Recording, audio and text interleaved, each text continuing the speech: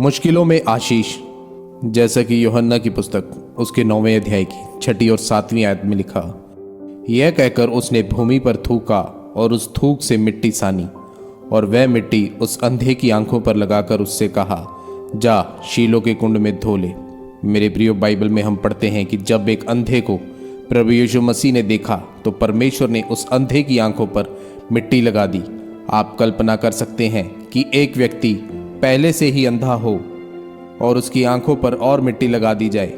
परमेश्वर ने उसे कहा, जा और शीलो के कुंड में जाकर धो ले, और किसी को उसके साथ नहीं भेजा और ना उसकी आंखों पर हाथ रखकर उसे चंगा किया। जब आप परमेश्वर में आते हैं तो कई बार शैतान आपके ऊपर प्रभाव डालना शुरू कर देता है।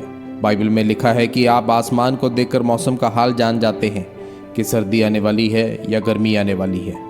इसी तरह शैतान भी जान जाता है कि इस व्यक्ति के जीवन में परमेश्वर के काम होने शुरू हो चुके हैं, अब यह आशीषित होने वाला है। इसलिए जब हम प्रभु यीशु मसीह में आते हैं तो शैतान ज़्यादा तंग करना शुरू कर देता है और हमें तरह तरह की मुसीबतें देकर हमारे विश्वास को ख़त्म करने की कोशिश करता है। मेरे प्रियो, बिना विश्वास के परमेश्वर को प्रसन्न करना अनहोना है। उस अंधे ने परमेश्वर की बातों पर विश्वास किया और लिखा है कि जब मिट्टी लगाने के बाद उसने परमेश्वर की आवाज़ को सुना और शीलो में जाकर उसे धोया तो वह देखते हुए वापस आया। तब सदूकी और फरीसी उससे पूछने लगे कि तेरी आंख किसने खोल दी? उसने कहा कि यीशु मसीह ने मेरी आंखें खोली हैं। उन्होंने उससे कहा कि वह तो पापी है। तब अंधा उनको बताता है कि मैं नहीं जानता कि वह पापी है या धर्मी है, पर मैं एक बात जानता हूँ कि मैंने कभी नहीं सुना कि किसी पापी व्यक्ति ने किसी अंधे की आंखें खोली हों। मेरे प्रियो, शैतान नहीं चाहता कि जो बीमारी, जो चीज़ें आपके जन्म और बचपन से आपके जीवन में हैं, उनसे आप आज़ाद हों।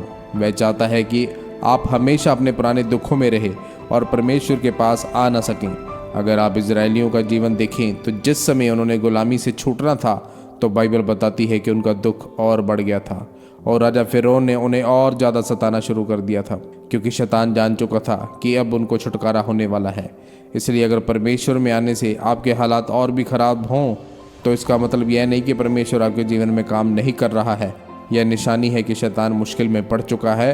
परमेश्वर आपको आशीषित करने वाला है और आप एक गवाही के साथ वापस आने वाले हैं। आमीन।